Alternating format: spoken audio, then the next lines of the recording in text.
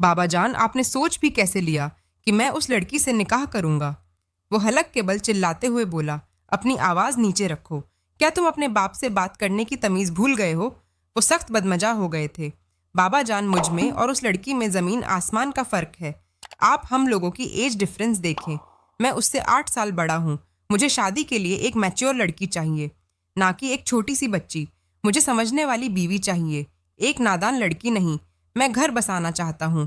किसी बच्ची को अडॉप्ट करने की अगर तुमने मेरी भतीजी से निकाह नहीं किया तो अभी और इसी वक्त मैं तुम्हें अपनी जायदाद से आग कर दूंगा और सारी जायदाद अपनी भतीजी के नाम कर दूंगा।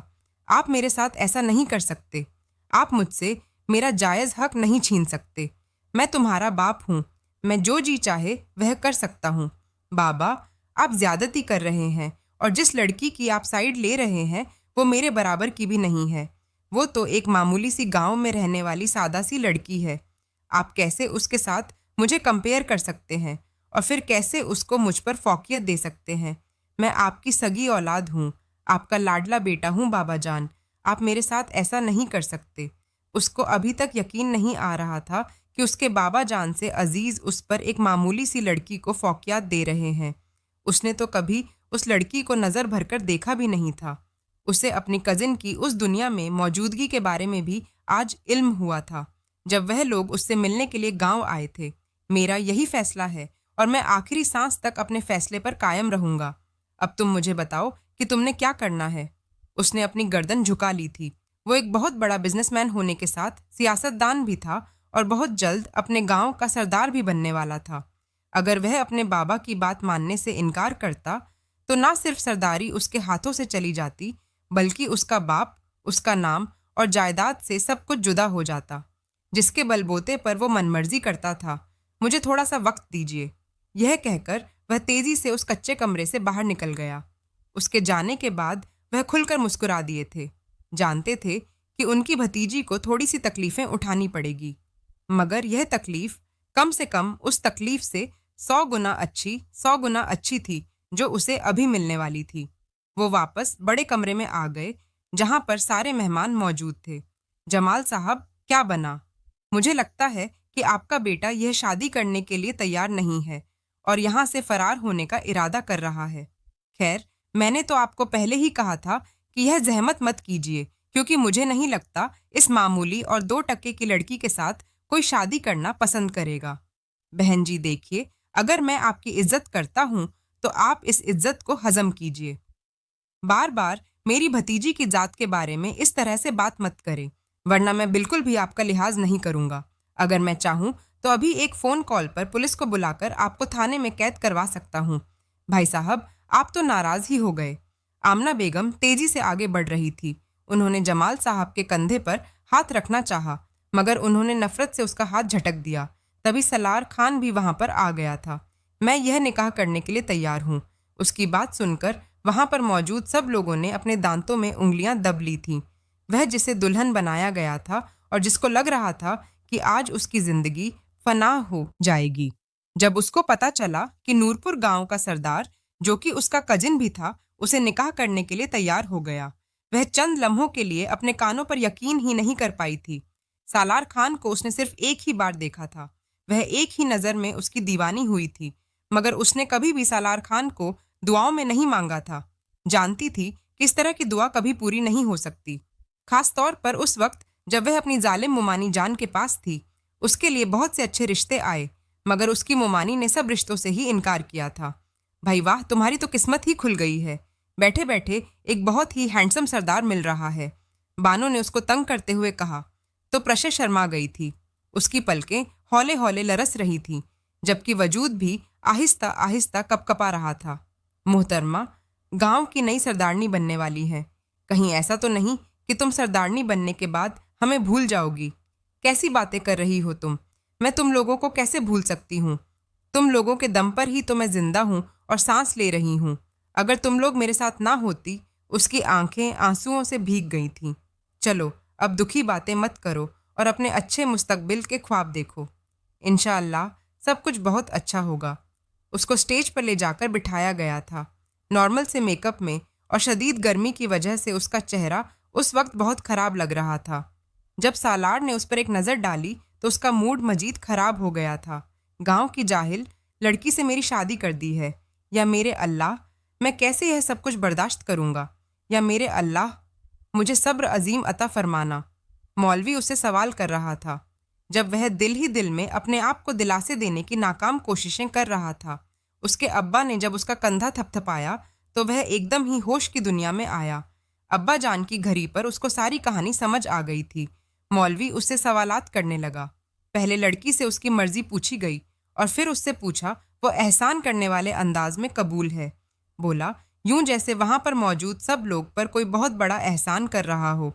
जैसे उन दोनों का निकाह हुआ वो वहां से उठकर चला गया था, जबकि प्रिशे के मामू जान उसके करीब आकर खड़े हो गए। उन्होंने प्यार से उसके सर पर हाथ रखा। अल्लाह ताला मेरी बच्ची के नसीब बहुत अच्छे करे। अल्लाह ताला मेरी बच्ची की जिंदगी में ढेर सारी खुशियां लिखे और इसको ढेर सारी दुआओं से नवाज दे। उसने अपनी हिरनी जैसी निगाहें उठाई जहां पर खौफ तह रहा था। मामू जान, मैं आपसे एक सवाल करना चाहती हूँ, उसने कपकपाते हुए लहजे में कहा। मेरी जान, तुम एक नहीं दो पूछो। मामू जान, क्या सलार इस निकाह के लिए तैयार नहीं थे? क्या आपने वाकई उनके साथ जबरदस्ती की है? अरे नहीं मेरे बच्चे, ऐसी कोई बात नहीं है। तुम्हें गलतफहमी हुई है। वो तो तुम्हें बहुत पसंद करता है। वह तुम्हें अक्सर ही मुझसे तुम्हारे बारे में बात किया करता था और आज मैं यहाँ पर तुम्हारा रिश्ता ही मांगने के लिए आ रहा था। उन्होंने उसे हर तरह से तसल्ली देने की कोशिश की थी, मगर प्रिशे का दिल मुतमईन नहीं हो रहा था। जो कुछ उसने अपनी आंखों से देखा था और जो कुछ अपने कानों से सुना था, वह किसी भी सूरत नजरअंदाज किए जाने के काबिल नहीं था। एक बड़ी सी गाड़ी में उसको बिठाया गया। वो खुद को खुशकिस्मत तरीन महसूस कर रही थी। गाड़ी एक महलुमा हवेली के सामने आकर रुकी थी। सालार वहां से बाहर निकल गया था, जबकि वह अपनी बड़ी मुमानी के पास जाकर खड़ी हो गई। जब एरिया बेगम ने हैरत से पहले अपने शौहर की तरफ देखा और फिर नापसंदीदा नजरों से उस लड़की की तरफ देखने लगी। कहानी किसी हद तक उनकी समझ में आ चुकी थी। तो मेरे साथ चलो, मुझे तुमसे एक बहुत ही जरूरी बात करनी। वो अपनी बेगम को लेकर साइड पर हो गए थे, जबकि मुलाजमा ने प्रीशे को सालार साहब के कमरे में बिठा दिया था। उसका कमरा देखकर परीशे की आंखें खुली की खुली रह गई थीं। वह एक बहुत ही बड़ा कमरा था और इस तरह के कमरे वह सिर्फ फिल्मों और ड्रामों में ही देखा करती थी। क्या जबरदस्त शौक है इस इंसान का। मुझे तो लगता है कि मेरी किसी हीरो से शादी हो गई। अल्लाह जी, आपका बहुत बहुत शुक्रिया। थैंक यू अल्लाह जी। लेकिन जब शीशे में जाकर उसने अपना अक्स देखा तो उसे रोना आने लगा। उसका मेकअप उस वक्त बहुत बुरा लग रहा था।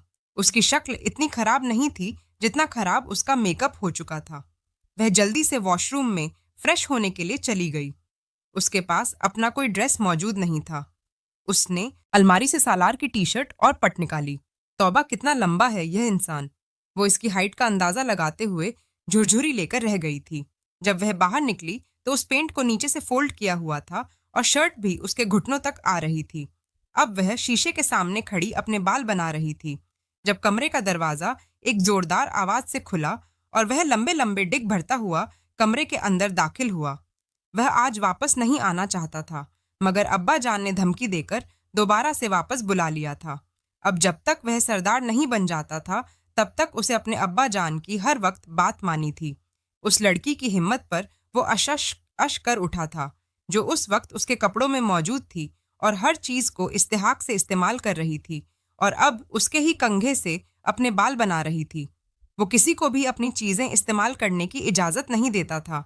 उसे अजीब सी कोफत महसूस होती थी, यहाँ तक कि वह अपनी चीजें अपने डैड के साथ भी शेयर नहीं करता था। एक जमाने में उसकी गर्लफ्रेंड रह चुकी थी। उसने कभी अपनी इस्तेमाल की चीजें उसे भी नहीं दी थी, जबकि वह लड़की उसके ख्यालों की दुनिया से मुकम्मल तौर पर अनजान हर चीज को हाथ लगा रही थी। वो तेजी से चलता हुआ उसके पास गया और उसके हाथों से अपना कंगा ले लिया। तुमने किसकी इजाजत से मेरे कपड़े पहने? वो इसकी आंखों में देखकर खूनखार अंदाज में दहाड़ा था। मामू जान ने मुझे कहा था कि आपकी जो चीज है वो मेरी है और मैं आपकी इजाजत के बगैर वो इस्तेमाल कर सकती हूँ, क्योंकि अब मैं आपकी बीवी हूँ। दूसरी तरफ से इंतहाई मासूम भला जवाब मसूल हुआ था। वो इसकी मासूमियत पर उसके चेहरे को देखकर रह गया था। देखो लड़की, मेरी बात सुनो। जवाब में वो उसको गौर से देखने लगी थी। सलार ने यह चीज नोट की थी कि वो इतनी बुरी नहीं थी जितनी बुरी वह मेकअप में नजर आ रही थी। बिलाशबा वो हसीन लड़की थी, किसी का भी ईमान डगमगाने लगेगा, ऐसी सलाहियत थी उसमें। मुझे तुम्हारी जात से कोई दिलचस्पी नहीं, और यह निकाह मैंने अपने बाबा जान की वजह से मजबूर होकर किया। अगर मैं इस निकाह से इनकार कर देता तो वह कभी भी मुझे सरदार ना बनाते। अभी उसने अपनी बात मुकम्मल ही नहीं की थी कि उसकी आंखों में आंसू आ गए थे। उसका वजूद फिर से लरसने लगा। मैं मामू जान को बताऊंगी।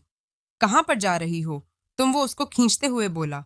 अगर इस कमरे से मेरी इजाजत के बगैर एक कदम भी बाहर निकाला तो तुम्हारी जान ले लूंगा। मैं यहाँ पर तुम्हारे नाज नखरे उठाने के लिए नहीं लाया। शुक्र करो उस बुढ़े जलील इंसान से मैंने तुम्हारी जान छुड़वाई, वरना अगर मैं तुमसे शादी ना करता तो अभी अपनी कमाईगी पर अफसोस बना रही होती। इंतहाई नफरत का इजहार करता हुआ वह उसको शदीद जहर लग रहा था। प्रशी को गुस्सा करने वाले लोग बिल्कुल पसंद नहीं थे। आप बहुत ही बुरे हैं। अभी तो तुमने देखा ही नहीं है। और यह सारे बाल तुमने यहाँ पर क्यों रखे हुए? अभी और इसी वक्त इन्हें उठाओ, डस्टबिन में फेंको। मुझे अपने कमरे में जरा सी भी बेतरतीबी नहीं चाहिए। अगर तुम डिसिप्लिन कायम नहीं रख सकती तो तुम मेरे कमरे से निकल सकती हो, और अपने सारे कपड़े तुम अलग से रखा करोगी। मेरे कपड़ों के साथ अपने कपड़े मिक्स करने की भी ज़रूरत नहीं है। वह इसको आहिस्ता आहिस्ता करके हिदायत दे रहा था, जबकि वह आंखें फैलाए उसकी सारी बातें खामोशी से सुन रही थी। आपसे ज़्यादा बुरा इंसान मैंने अपनी सारी ज़िंदगी में नहीं देखा। फिक्र मत करो, तुम्हें मुझसे बुरा इंसान कभी मिलेगा भी नहीं। तुम्हारी क्वालिफिकेशन क्या है? यह बात सुनकर उसने शर्मिंदगी से अपना सर झुका लिया और अपने पांव दाएं बाएं घुमाने लगी। मैंने तुमसे क्वालिफिकेशन पूछी है, डांस करने के लिए नहीं कहा। उसकी हरकतों को नापसंदीदगी से देखते हुए वह दो टोकन अंदाज में बोला। वो असल में मैंने सेकंड ईयर के पेपर्स दिए थे, मगर मैं 2 पेपर्स में फेल हो गई हूँ। मुझे तुमसे यही उम्मीद थी, क्योंकि जिस तरह की तुम्हारी हरकतें हैं मुझे यही लग रहा था मैं दोबारा तुम्हारा कॉलेज में एडमिशन करवा दूंगा। यह सुनकर वह जी जान से लरस उठी थी। नहीं नहीं, इसकी जरूरत नहीं है। मैं तुमसे पूछ नहीं रहा, बल्कि तुम्हें बता रहा हूँ, और तुम्हारा काम खामोशी से मेरा हुक्म मानना है। यह कहकर वो उसकी तरफ बढ़ा। उसके लबों पर एक शरारत सी मुस्कुराहट फैली थी। वो यूं तो किसी के साथ भी शरारत नहीं करता था, न किसी से फिजूल बात करता, मगर इस लड़की को देखकर ना जाने क्यों उसका दिल चाह रहा था कि वह इसको तंग करे। मेरी शर्त उतारो। यह सुनकर वह जी जान से कांप उठी थी। जी, उसने कपकपाती हुई लहजे में सवाल किया था। जी, मैं यह कह रहा हूँ कि मेरी शर्ट मेरे हवाले करो। वो मैं उसने बकायदा लरजना शुरू कर दिया। वो उसकी तरफ बढ़कर उसके कंधों पर हाथ रखते उसे दीवार के साथ लगाकर उसके चेहरे के नक्श को हिफ्स करने लगा था।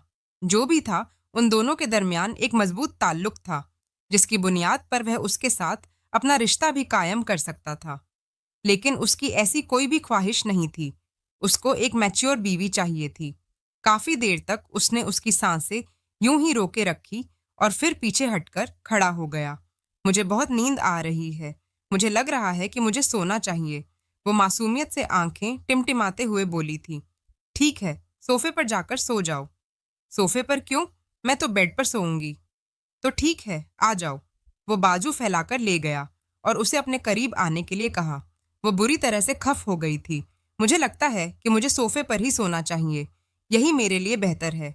मासूमियत से अपना सर झुकाकर वह सोफे पर दूसरी जानिब करवट बदलकर लेट गई थी।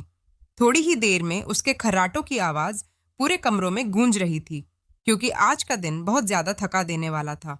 वो गहरी सांस करता उठा, उसके पास गया और उसको अपने बाजुओं में उठाकर बेड पर लेटा दिया।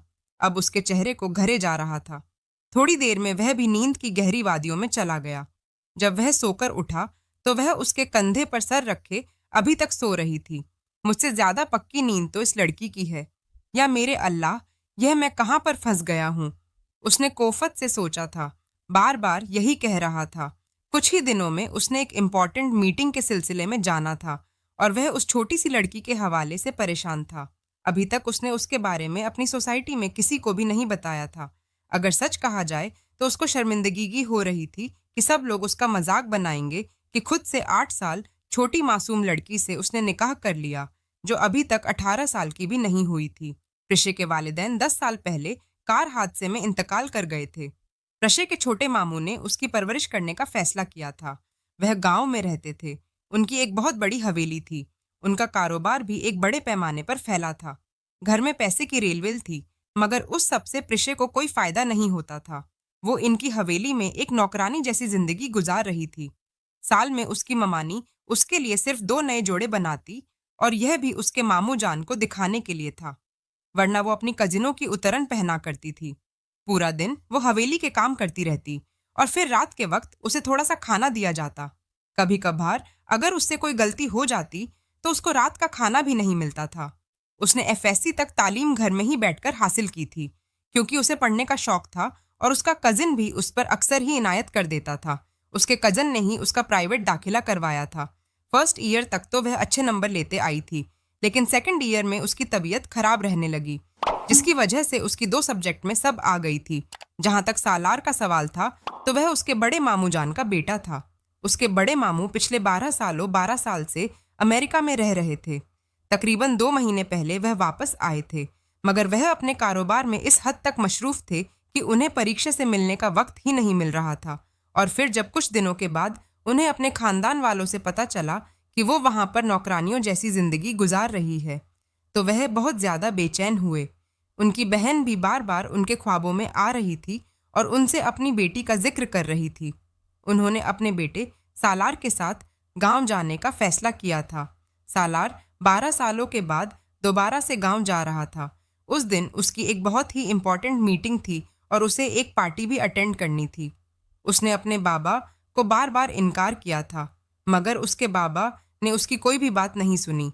सालार खान बिलाश अपनी मर्जी का मालिक था, लेकिन बाज औकात ऐसे हालात बन जाते थे कि वह अपने बाबा के सामने घुटने टेकने पर मजबूर हो जाता था। वह चाहकर भी उनसे जिद नहीं कर सकता था, और उस दिन गांव में जाना उसकी जिंदगी की सबसे बड़ी खता हो गई थी। उस छोटी सी लड़की की शादी उसकी मुमानी जान पैसों के ईस एक बहुत बूढ़े शख्स से कर रही थी। जब उसके मामू जान को उसके बारे में पता चला तो उन्होंने वावेला मचाया। उनकी भाभी ने यही शर्त रखी थी कि मैं एक ही सूरत में यह लड़की आपके हवाले करूंगी, अगर आप इसका निकाह अपने बेटे से कर दें। आमना बेगम को लग रहा था कि वह इनकार कर देंगे, क्योंकि वह सलार की शख्सियत और उसकी फितरत से वाकिफ थी। उन्हें पता था कि सलार किसी बिजनेसमैन की बेटी से ही शादी करेगा, एक मामूली लड़की को अपनी बीवी का दर्जा नहीं देगा, जो कि अभी सिर्फ और सिर्फ 17 साल की थी। लेकिन जब सलार ने हामी भर ली तो पूरे खानदान को ही सांप सूंघ गया था। आमना बेगम की हालत ऐसी थी जैसे काटो तो बदन में लहू ना हो। उनको अपना दिल डूबता हुआ महसूस हो रहा था। उनकी बेटी उनकी तरफ शिकायती नजरों से देखती रही, क्योंकि उसे बचपन से ही उसकी माँ ने यही समझाया था कि जब तुम जवान हो जाओगी तो तुम्हारा निकाह मैं सलार से करवाऊंगी। बचपन से ही वह सलार के ख्वाब देखते हुए परवान चढ़ी थी, और अब जब अपनी नजरों के सामने उसने सालार को अपनी नापसंदीदा कज का दूल्हा बनते देखा तो वह बुरी तरह से टूट गई थी। आमना बेगम को भी रह कर अपनी गलती का एहसास हो रहा था कि उन्हें उसके कच्चे जहन में यह सब कुछ नहीं डालना चाहिए था, मगर अब पानी सर के ऊपर से गुजर चुका था। और यूं मोहतरमा प्रशय, जो कि समझ रही थी कि उसकी जिंदगी का इख्तिताम होने वाला है, वह जिंदगी की नई शुरुआत देखकर बहुत खुश हुई थी। 12 बजे का वक्त हो गया था। वह अभी तक सोकर नहीं उठी थी। उसकी मुमानी जान बुरे बुरे मुंह बना रही थी। इंसान में जरा सी शर्म और हया होती है, मगर यह क्या जाने कि वो क्या होती है। वो ऊंची ऊंची आवाज में बोल रही थी। यह सब कुछ वो अपने शौहर और बेटे को सुना रही थी, मगर वह दोनों ही कान लपेटकर बैठे खाना खाने में मशरूफ थे। बेटा, हम 2 ही दिनों के बाद उम्रा करने जा रहे हैं, और हमारी गैर मौजूदगी में उस लड़की का बहुत ख्याल रखना। उस लड़की को किसी भी चीज की कमी ना होने देना, और ना ही उसको परेशान करना। आपको यह सारी हिदायत उस शैतान की पोटली को देनी चाहिए। क्यों? क्या हुआ है? क्या उसने तुम्हें तंग किया है? उसकी अम्मी फौरन से बोली थी। नहीं, बस यूं ही कह रहा था। लापरवाही का इजहार करते हुए वह एक बार फिर से खाना खाने में मशरूफ हो गया था। वह तो इन दोनों के वहां से जाने का ही इंतजार कर रहा था। जिस दिन उनकी फ्लाइट थी, उस दिन हवेली वापस आने के बाद उसने मुलाजिमों को फारग कर दिया। रानी, जल्दी से मेरे लिए ऑमलेट बनाकर दो, बहुत भूख लग रही है। प्रशी की खूबसूरत आवाज सुनकर उसके लबों पर एक तंजिया सी मुस्कुराहट फैल गई थी। रानी हवेली में मौजूद नहीं है। क्या मतलब? वह कहाँ चली गई? आज के बाद हवेली के सारे काम तुम खुद किया करोगी, मगर मामू ने तो कहा था जो मैं कह रहा हूँ वह सुनो। तुम्हारे सर का साईं मैं हूँ, वो उसे घूरते हुए बोला। प्रशु को अंदाजा हो गया था कि अब वो उससे बदला लेने वाला है। वह भी अपने नाम की एक थी, कहाँ आसानी से उसके काबू में आने वाली थी। शाम के वक्त सालार के दोस्त आ रहे थे। सालार ने हवेली में एक छोटी सी गेट टुगेदर पार्टी रखी थी, क्योंकि वह काफी अरसे के बाद अमेरिका से वापस आया था। खबरदार, जो तुम उन लोगों के सामने आई और किसी को भी हमारे रिश्ते के बारे में कुछ भी नहीं बताना। समझ आ रही है ना कि मैं क्या कह रहा हूँ? उसको बाजू से पकड़कर झंझोड़ते हुए वह दो टोक अंदाज में बोला था। ठीक है, हमें किसी को भी नहीं बताऊंगी, उसने झट से जवाब दे दिया। दिल ही दिल में वह अपनी कारकर्दगी पर मुस्कुरा रही थी। सब लोग बाहर खाना खाने में मशरूफ थे, जबकि वह अपने कमरे के बालकोनी में खड़ी खामोशी से उनको एंजॉय करते हुए देख रही थी। उसकी आंखों में एक बार फिर से आंसू तैरने लगे थे। मैं क्यों इन लोगों से छुपाऊं? कौन सा मैंने गुनाह किया है? मैं सब लोगों को बताऊंगी कि मैं इसकी बीवी हूं। वो नहीं जानती थी कि वो अपनी जिंदगी की कितनी बड़ी गलती करने वाली। वो तेजी से हवेली के अंदरूनी हिस्से से बाहर निकल गई और फारिया से टकराते टकराते बची थी। फारिया सलार की दोस्त की बीवी थी। अरे अरे, क्या हो गया है, देखकर नहीं चल सकती, फारिया ने गुस्सा करते हुए कहा। लेकिन जैसे उसकी निगाहें उठाई तो पलक झपकना भूल गई। सामने एक बेतहाशा हसीन कम उम्र लड़की खड़ी थी, जिसकी आंखों में चमकते हुए दिए थे। ओ हेलो, आपका तारुफ। फारिया बहुत ही हंसमुख लड़की थी। मैं सलार की बेगम हूँ, उसने मुस्कुराते हुए कहा और उसे गले मिलने लगे। आप मजाक कर रही हैं ना? फारिया ने बेयकीनी से कहा, क्योंकि उसे अपनी आंखों पर वाकई यकीन करना दुनिया का सबसे मुश्किल तरीन काम लग रहा था। बिल्कुल भी नहीं, मैं आपसे मजाक क्यों करूंगी? असल में मेरी तबीयत खराब थी, इसलिए मैं अपने कमरे में ही थी और रेस्ट कर रही थी। ओवर एक्टिंग कैसे की जाती है? यह कोई उस मोहतरमा से पूछता। अगले ही लम्हे वह अपने पेट पर हाथ रखकर नीचे झुक गई। उफ, मेरे पेट में शदीद दर्द हो रहा है, मुझे लगता है कि पेन फिर से शुरू हो गया। यह कहकर वह तेजी से वहां से चली गई थी। उसके लबों पर शरारती मुस्कुराहट फैली हुई थी। रात के वक्त जब वो कमरे में आया तो उसका चेहरा जब्त के मारे लाल था और यूं लग रहा था जैसे उसकी आंखें थोड़ी ही देर में खून टपकने लगेंगी। मैंने तुम्हें क्या समझाया था? ओ, तुम्हें भूल गई हूं, उसने लापरवाही से कंधे उचकाते हुए कहा। इधर आओ, मैं तुम्हें याद करवाता हूं। यह कहकर उसने एक झटके से उसको अपनी जानिब खचा। तुम्हें मेरी बीवी बनने का बहुत शौक है ना? तो फिर ठीक है, आज मैं यह तुम्हारा शौक भी पूरा कर देता हूँ। यह कहकर उसने उसका दुपट्टा उससे अलग किया था। वो तेजी से नफी में सर हिला रही थी। नहीं नहीं, प्लीज मुझे माफ कर दें। अब की बार उसने फूट फूट कर रोना शुरू कर दिया था। वह जानती थी कि वह अपनी मर्जी से उसके करीब नहीं आ रहा, वह बस उससे इंतकाम लेना चाहता है, और वह कुर्बत के खूबसूरत लम्हात उसके इंतकाम की नजर नहीं करना चाहती थी।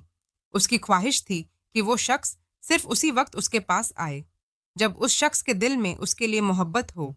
उसको बेड पर लेटाता वो उसके ऊपर झुका हुआ था। उसने खौफ से अपनी आंखें बंद कर ली थी। सालार की नजर उसके कपकपाते होठों पर थी। इससे पहले कि वह उसके होठों पर झुकता, उसका मोबाइल बजने लगा था। यार, 5 मिनट के अंदर अंदर मेरे पास पहुंचो, मुझे तुम्हारी जरूरत है। दरअसल एक छोटा सा मसला हो गया। दूसरी तरफ से दोस्त की आवाज सुनकर वो वहां पर रुका नहीं था, चला गया था। लेकिन जाने से पहले वो उसको धमकी देना नहीं भूला था। पता नहीं खुद को क्या समझते, वो अपने आप को कंपोज करने की नाकाम कोशिश कर रही थी। या मेरे अल्लाह, उफ, मेरी धड़कनें, उसकी धड़कनें अभी तक नॉर्मल नहीं हो रही थी। उसके लबों पर एक शर्मीली सी मुस्कुराहट भी फैली हुई थी।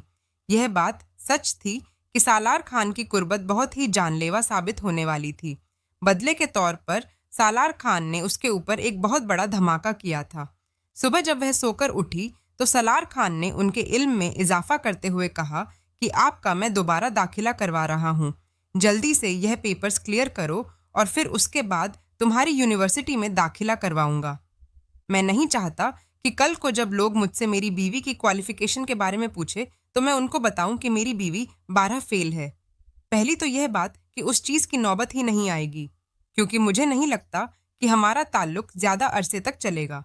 यह बात सुनकर उसका दिल खौफ से लर उठा। वह इससे दूर नहीं होना चाहती थी। सलार जैसा भी था, वो उसे मोहब्बत करने लगी थी। उसके दिल में उसके लिए पसंदीदगी पैदा हो गई थी। और होती कैसे ना, वो उसकी जिंदगी में आने वाला एक पहला मर्द था। तुम सुन रही हो मैं क्या कह रहा हूँ? उसको खाली उलझन देकर उसका कंधा हिलाते हुए बोला, जी मैं समझ रही हूँ। उसने झट से कहा, कल मैं तुम्हारे लिए किताबें ले आऊँगा, मगर मुझे मैथ बिल्कुल नहीं आती। मैं 11वीं में भी बड़ी मुश्किल से मैथ में पास हुई थी। क्या आप मुझे कोई ट्विटर रख देंगे? ट्विटर की क्या ज़रूरत? मैं खुद हूं ना तुम्हें पढ़ाने के लिए। रोज़ शाम को 5 बजे तुम मेरे पास मेरी लाइब्रेरी में आया करोगी, और याद रखना कि मैं 1 मिनट भी देरी बर्दाश्त नहीं करता। वह उंगली उठाकर धमकी देता हुआ वहां से चला गया था। ना जाने वो कौन सा दिन होगा जब मेरे शौहर नॉर्मल अंदाज में मुझसे बात करेंगे। मोहतरम के धमकियों से बात शुरू होती है और धमकियों पर ही खत्म हो जाती है। वो दोनों पेपर्स उसके सामने बड़ी मुश्किल से पास कर लिए थे। उसके बाद सालार ने उसका यूनिवर्सिटी में एडमिशन करवाया। वह अब उसके साथ साथ अपने कारोबार में भी बहुत ज़्यादा मशरूफ हो गया था। सियासत का सारा सिस्टम भी उसके सर पर ही था। वह ज़्यादा लोगों पर एतबार नहीं करता था, क्योंकि आज से पहले उसने जब भी किसी पर एतबार किया था, सब ने ही उसे धोखा दिया था। वह सारे काम अपने बलबूते पर ही करना पसंद करता था। यह सब कुछ मैनेज करना मुश्किल हो जाता था, मगर at the end of the day उसे कोई पछतावा नहीं होता था। उस छोटी सी लड़की का यूनिवर्सिटी में पहला दिन था, और पहले ही दिन उसका सरदार अरमान के साथ टाकरा हो गया था। सरदार अरमान उसको बरसों से तलाश कर रहा था। दरअसल एक बार वो शिकार खेलने के लिए प्रशय के गांव गया था।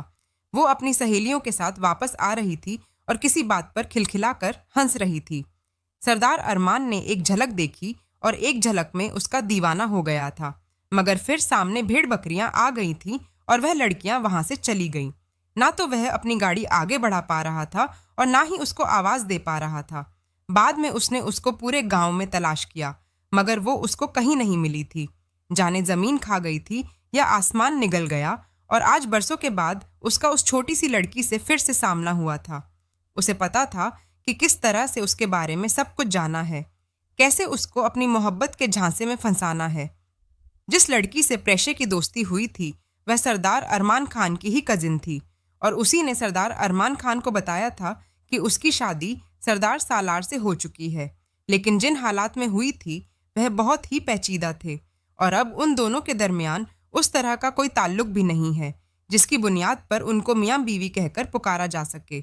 वह दोनों एक ही छत के नीचे रहते हैं, मगर एक दूसरे से मुकम्मल तौर पर लाता। सरदार अरमान यही सब कुछ ही सुनना चाहता था।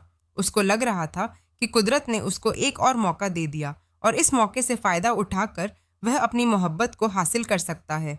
उस दिन सालार वापसी पर उसे लेने के लिए ना आया, तो वह अरमान की गाड़ी में अपनी हवेली आई थी। उसके साथ उसकी सहेली भी थी।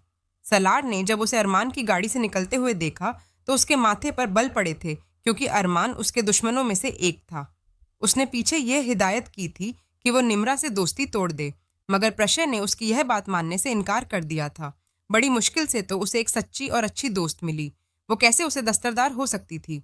जहां तक सलार का सवाल था, तो वह वक्त गुजरने के साथ साथ उसकी जात में दिलचस्पी लेने लगा था। वह उसको पसंद करने लगा था, मगर वो उसकी शरारतों से बहुत ज्यादा आज आ जाता। कभी कभार जब उसकी शरारतें हद से ज्यादा तजावुज कर जाती तो उसको डांटे बगैर ना रह सकता। अभी तक उसने पीछे से अपनी मोहब्बत का इजहार नहीं किया था, और ना ही कभी अपने किसी अमल से उसको यह बताने की कोशिश की थी कि वह उसकी जात में कितनी दिलचस्पी लेता है। प्रिशे भी अपनी जिंदगी में मगन थी, और फिर उस दिन दोबारा से पीछे से एक गलती हो गई। सालार को बताए बगैर ही वो निम्रा के साथ घूमने के लिए चली गई। उसके वहमो गुमान में भी नहीं था कि वहां पर सरदार अरमान खान भी मौजूद होगा। उन्होंने वह पूरा दिन एक दूसरे के साथ ही गुजारा था। सालार, जो कि अपने ऑफिस में बैठा काम कर रहा था, अचानक ही उसका मोबाइल वजह उसके खास आदमी ने उसको कुछ तस्वीरें भेजी थी, जिसमें उसकी बीवी उसके दुश्मन के पहलों में बैठी हुई थी और किसी बात पर खिलखिलाकर हंस रही थी। यह देखकर उसने गुस्से से अपनी मुट्ठियां बेच ली। वो खुद को नॉर्मल करने की कोशिशों में नाकाम हो रहा था। लग रहा था कि आज वह कुछ गलत कर बैठेगा, मगर नहीं, वह कमजोर मर्सों में से नहीं था। उसे हर हाल में खुद पर काबू रखना था। कमरे में जाने के बाद उसने कमरे का दरवाज़ा लॉक किया। जब मना किया था, मैंने तो क्यों दोबारा से वही हरकत की? आप किस बारे में बात करें? तुम अच्छे तरीके से जानती हो कि मैं किस बारे में बात कर रहा हूँ। मुझसे झूठ बोलने की ज़रूरत नहीं है। वह इस वक्त प्रशय को अपने होशो हवास में नहीं लग रहा था। वो साईं जी, प्रशय का वजूद खौफ से लरस रहा था। उसकी आंखें आंसुओं से भरी हुई थीं। मगर सलार साहब को उस पर जरा भी तरस नहीं आ रहा था। जब मैंने तुम्हें कहा था कि तुम हवेली से कदम भी बाहर नहीं निकालोगी, तो तुम किसकी इजाजत से हवेली से बाहर निकली हो? उसके बाजू को पकड़कर सलार ने उसे एक झटके से अपनी जानिब खचा। वह जोर से उसके सीने से जा लगी। उसके हंठ सालार के सीने से जाकर टकराए थे। वह जी जान से कांप उठे थे। एक तो वो खड़ूस इंसान पहले ही ठीक तरह से बात नहीं करता था, दूसरा जब वो गुस्से में होता तो वो किसी को भी खातिर में नहीं लाता था। मैं तुमसे सवाल पूछ रहा हूँ। उसके चेहरे को थोड़ी से पकड़कर बुलंद करते हुए वो उसकी आंखों में देखकर दो टोक अंदाज में बोला था। वह साईं जी। मैं उसके हाथों की हरकत को अपनी कमर पर महसूस करते हुए वह तेजी से पीछे की तरफ खिसकने लगी थी, मगर सलार ने अपनी गिरफ्त मजबूत कर दी। वो इसके कानों में झुकता हुआ खूनखार नजरों में बोला, अगर मैं तुम्हारा लिहाज कर रहा हूं तो इसका यह मतलब नहीं है कि तुम मेरे सर पर चढ़कर नाचना शुरू कर दो। मैं यहाँ पर तुम्हारे नाज नखरे उठाने के लिए तुम्हें नहीं लाया। जिस मकसद के तहत तुम यहाँ पर आई हो उससे तुम बखूबी वाकिफ हो। अब की बार उसने जोर से पीछे की तरफ धक्का दिया। वो बेड पर गिर गई थी और सिसकने लगी। दोबारा अगर मेरी इजाजत के बगैर हवेली से बाहर कदम निकाला तो टांगे तोड़ दूंगा। समझ आई मेरी बात? यह कहकर तन फन करता वो कमरे से जा चुका था। प्रशय के दिल की धड़कनें काबू में ही नहीं आ रही थी। सलार के माथे पर बल पड़े हुए थे। उसने वह गुस्से से अपनी मुट्ठी बेची हुई थी। वह हवेली से बाहर निकल गया था। उसका रुख सरदार रोमान खान की हवेली की तरफ था। आज तुम्हारे साथ मैं जो हशर करूंगा वो हवेली अपनी आंखों से देखेगी। दिल ही दिल में अहद करता हुआ उसने गाड़ी की स्पीड तेज कर दी। 15 मिनट के अंदर वह उसकी हवेली के पोर्च में मौजूद था। अरे सालार साहब, बड़े दिनों से आपका इंतजार कर रहा था। आखिर आप आ ही गए। अरमान ने उसके एहतराम में खड़े होते हुए मुस्कुराकर जैसे ही यह बात कही, जवाब में सालार ने एक जोरदार मुक्का उसके नाक पर रसीद किया। उसकी नाक से खून निकलने लगा था। उसके गार्ड्स तेजी से आगे बढ़े, मगर उसने हाथ उठाकर उनको पीछे हटने का इशारा किया। मैंने तुझे कहा था कि मेरी बीवी से दूर रहना, वो हलक के बल दहाड़ते हुए बोला था। किस बीवी की बात कर रहे हो जिसको तुम कोई हक देने के लिए तैयार ही नहीं हो, जिसको तुम अभी तक दुनिया की नजरों के सामने नहीं लाए? जलील इंसान, यह तुम्हारा मसला नहीं है। उसके गिरेबान को पकड़कर वह खूनखार लहजे में चिल्लाया था। मैं उसके साथ जो मर्जी सलूक करूं वह मेरा और उसका जाती मसला है। तुम्हारे लिए बेहतर यही है कि हम दोनों से दूर रहो। अगर आप ऐसा चाहते हैं तो ठीक है, मुझे कोई मसला नहीं। मैं पीछे हट जाता हूँ। अपनी नाक से खून साफ करते हुए वो नॉर्मल अंदाज में बोला था। चलो बैठो, 2 घड़ी मिलकर बातें कर लेते हैं। मैंने तुमसे बहुत कुछ शेयर करना है। अरमान खान ने उसे सामने सोफे पर बैठने का इशारा किया। वो इसकी कोई भी बकवास सुनने के मूड में नहीं था, लेकिन अरमान के एहतजाज करने पर ना चाहते हुए भी वो वहां पर बैठ गया था। देखो, मैं जानता हूं कि वो औरत तुम्हारे किसी काम की नहीं है। अगर मैंने तुम्हें जिंदा छोड़ा हुआ है अरमान खान, तो उसको अपनी खुशकिस्मती समझो, और दोबारा कभी मेरी औरत की तरफ निगाह उठाकर देखा तो तुम्हारी आंखें नोच डालूंगा। यह कहकर वह जोर से कुर्सी को लात मारकर वहां से जा चुका था। उसके जाने के बाद अरमान खिलकर मुस्कुराया था। साहब जी, अगर आप हुक्म दे तो अभी उसको ठिकाने लगा देते। तुम्हें क्या लग रहा है कि यह हलवा है? अरमान के माथे पर बल पड़ गए थे। तुम लोग उस वक्त सरदार सलार खान की बात कर रहे हो, जिसका नाम सुनकर उसके दुश्मन कांपने लगते। अपने खानदान का वाहिद चश्मो चिराग होने के साथ साथ वह इस गांव का नया होने वाला सरदार भी है और सियासतदान भी। हम उसको इतनी आसानी से खत्म नहीं कर सकते। खैर, मुझे उससे सिर्फ एक ही मसला है कि मेरी मोहब्बत उसकी दस्तरस में मौजूद है। जिस दिन मैं अपनी मोहब्बत को हासिल करने में कामयाब हो गया, उस दिन के बाद मेरा उस शख्स के साथ कोई भी ताल्लुक नहीं रहेगा, ना दुश्मनी का और ना ही दोस्ती का। साहब जी, क्या आपको लगता है कि आप छोटी बेगम साहिबा को हासिल कर पाएंगे? तुम्हें क्या लगता है? वो अपनी जगह पर उठ खड़ा हुआ और गार्ड की आंखों में देखते हुए बोला, मुझे तो यह दुनिया का सबसे मुश्किल तरीन काम लग रहा है, क्योंकि वो सरदार सालार खान की औरत है। सरदार सालार खान अगर उसे मोहब्बत नहीं करता, तब भी वह किसी को उसकी तरफ निगाह उठाकर देखने की इजाज़त नहीं देगा। तुम्हें लगता है कि मैं सरदार खान से घबराता हूँ? नहीं सरदार जी, तो फिर समझ आओ कि वह औरत मेरी दस्तरस में आ चुकी है। यह कहकर वह भी वहाँ से चला गया था। उसने डॉक्टर के पास जाकर अपनी नाक को भी चेक करवाना था, क्योंकि उसको लग रहा था कि सरदार खान के मुक्के ने उसके नाक की हड्डी को नुकसान पहुंचाया है। अपना काम मुकम्मल करने के बाद वह दोबारा से हवेली के अंदर दाखिल हुआ, जहां पर वह लड़की लॉन में चहलकदमी कर रही थी। आसमान पर स्याह बादल छाए हुए थे। थोड़ी ही देर में तेज बारिश होने का इम्कान था। वह खामोशी से बाजू लपेटकर पिलर से टेक लगाकर उसको देखने लगा, जो कि जबरदस्ती उसके सर पर मुसल्लत की गई थी। वो पहले उसको हासिल नहीं करना चाहता था, ना ही वह लड़की उसकी तलब थी, लेकिन अब वह लड़की उसकी जिद बन गई थी। प्रिश इस बात से मुकम्मल तौर पर अनजान थी कि सालार उसको देख रहा है। वो खुद में इतनी मगन थी कि उसे किसी चीज की कोई होश ही नहीं था। जैसे ही बारिश शुरू हुई, वह छोटे बच्चों की तरह उछलने लगी थी। उसे बारिश बहुत पसंद थी। सफेद रंग के लिबास में वह चादर से बेनियाज आसमान के नीचे गोल गोल चक्कर काट रही थी। थोड़ी ही देर में उसका पूरा लिबास भीग चुका था और वो उसके वजूद के साथ चिपक गया था। यह मंजर उसके लिए उस वक्त तक खुशगवार था जब उसकी नज़र दूसरे मुलाजमों के ऊपर ना पड़ी, जो कि थोड़े ही फासले पर खड़े और शौक नज़रों से उसकी बीवी को देख रहे थे। अगले ही लम्हे वो गुस्से से उनकी जाने बढ़ा। प्रशय को भी कुछ संभलने का मौका ही नहीं मिला था। वो उसके बाजू को पकड़कर खचता हुआ अपने कमरे में लेकर गया। अगर तुम्हें अपने जिस्म की नुमाइश करने का इतना ही शौक है तो मुझे बता दो, मैं तुम्हें इस जगह की जीनत बना दूं। वह तल्ख अमेज लहजे में बोलता प्रशय को बहुत बुरा लग रहा था। अब क्या मैं अपने घर में खुलकर जी नहीं सकती? पहली बात तो ये है कि यह तुम्हारा घर नहीं है। दूसरी बात ये कि तुम जबरदस्ती मेरी जिंदगी में आई हो। तुम्हें वही करना होगा जो मैं तुम्हें कहूंगा। मैं सारी जिंदगी आपकी गुलाम बनकर नहीं रह सकती। ना जाने उसमें इतनी हिम्मत कहाँ से आ गई थी। मैं आपकी बीवी हूँ और मैं चाहती हूँ आप मुझे बीवी का दर्जा दें। यह सुनकर उसके लबों पर एक पुरइसरार मुस्कुराहट फैल गई। वह जानता था कि वह छोटी सी लड़की उसकी कुर्बत पर बेचैन हो जाती। वो उसकी कुर्बत से बहुत ज्यादा घबराती है। ठीक है, अगर तुम्हें बीवी का दर्जा चाहिए, लेने का इतना ही शौक है, तो मैं तुम्हें देने के लिए तैयार हूँ।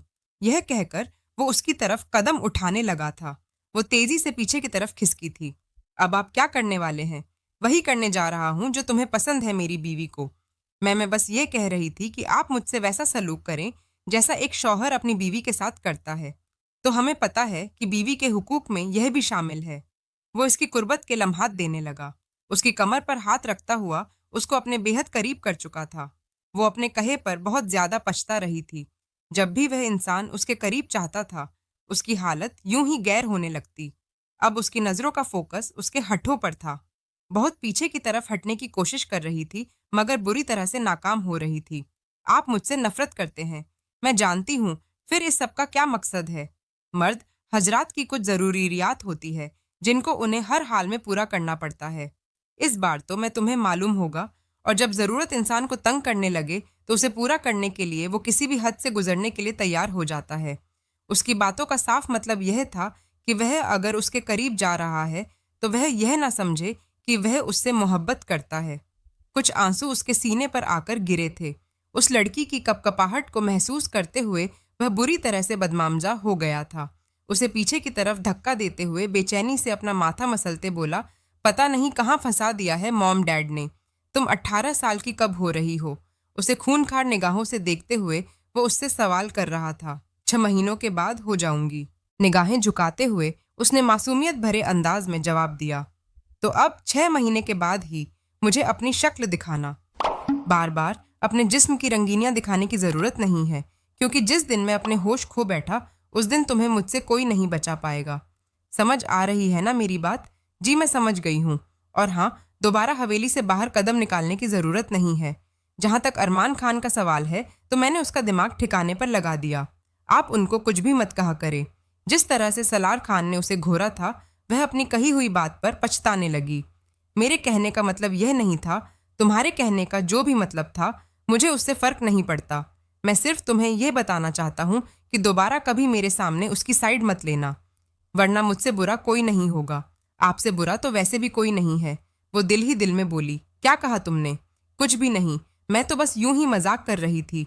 पता नहीं सरदार साहब को उनसे क्या मसला है। वो तो इतने अच्छे हैं, मैं तो उन्हें अपने भाइयों की तरह समझती हूँ। वो जो सोच रही थी, हकीकत उससे बिल्कुल मुख्तलिफ थी, क्योंकि सरदार अरमान अब सिर्फ ठीक वक्त का इंतजार कर रहा था।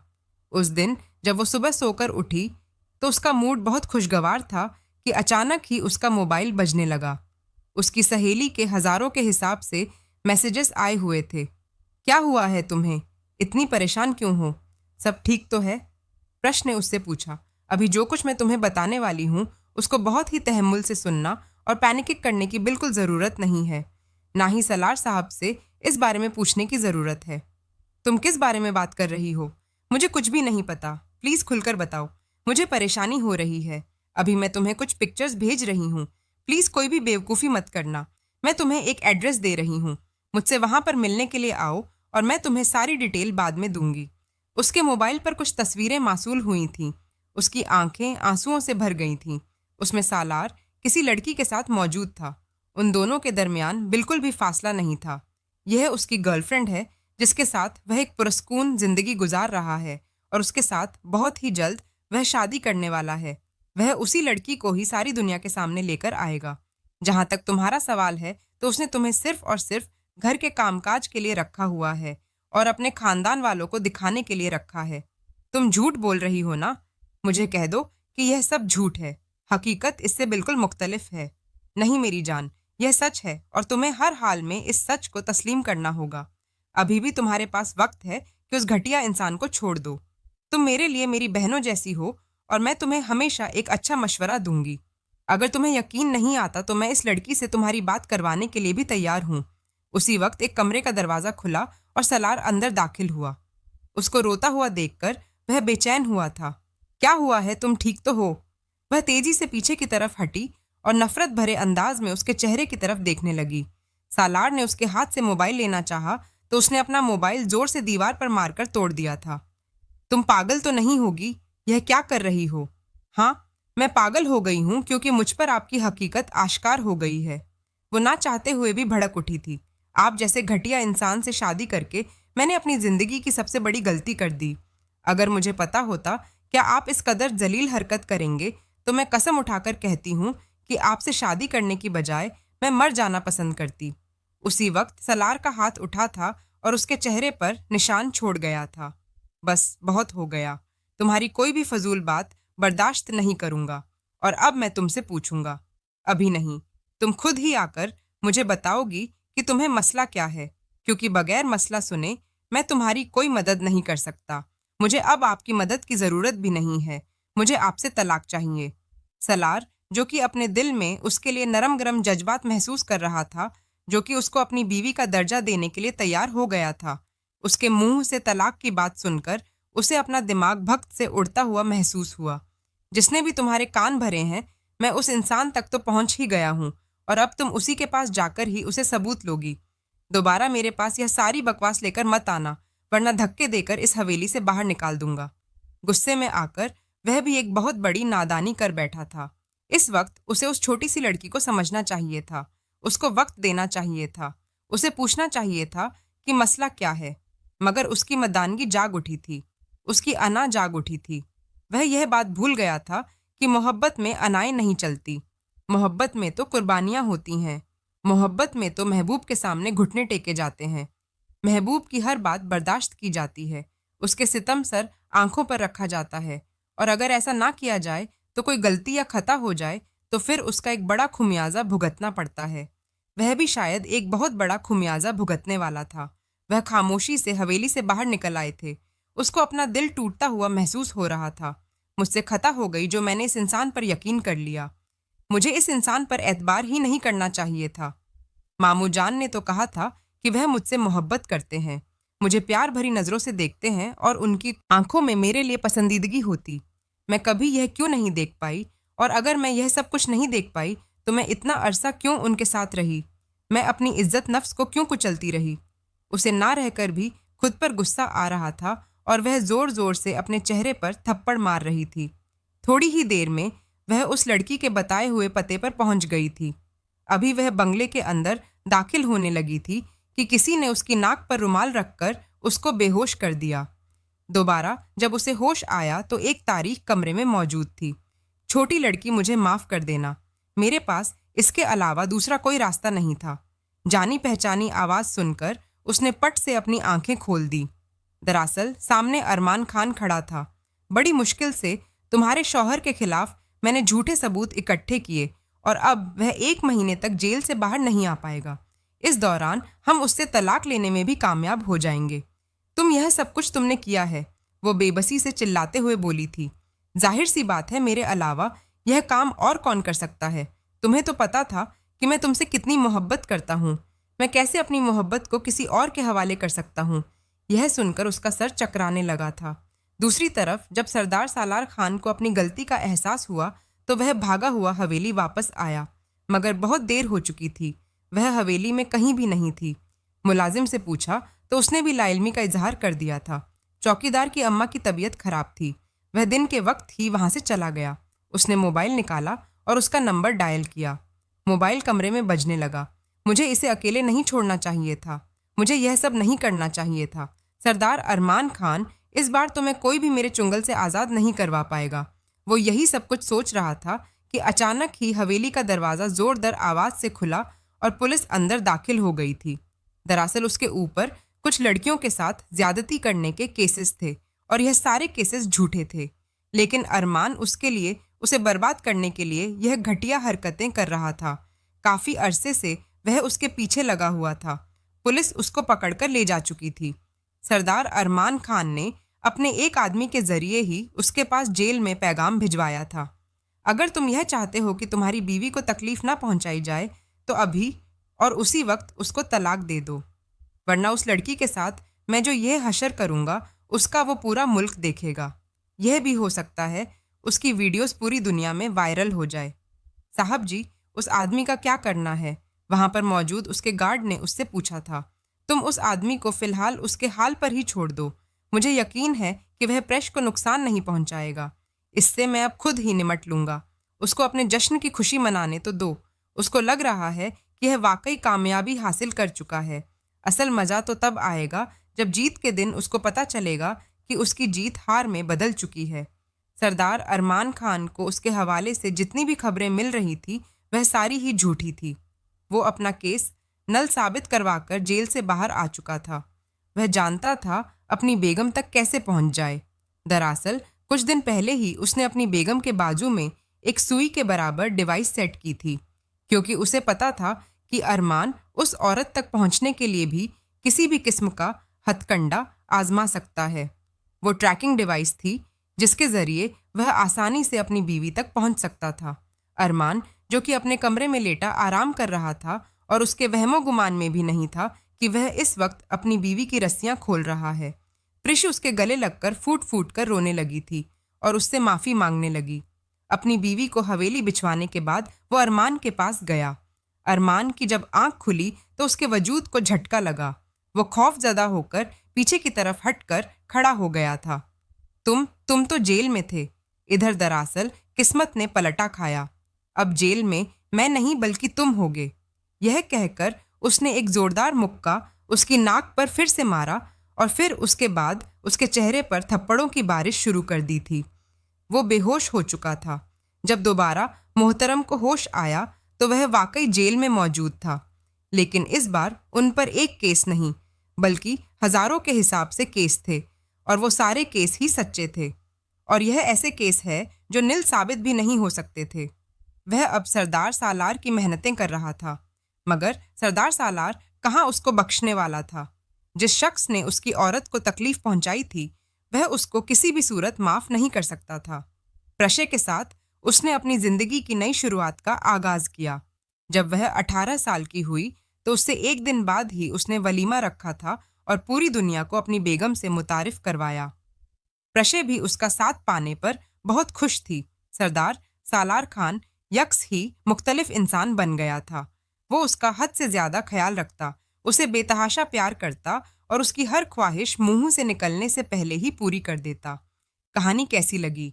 कमेंट सेक्शन में अपनी कीमती राय का इजहार जरूर कीजिएगा। मिलते हैं एक नई कहानी के साथ हमारी अगली वीडियो में। तब तक के लिए अल्लाह हाफिज। तो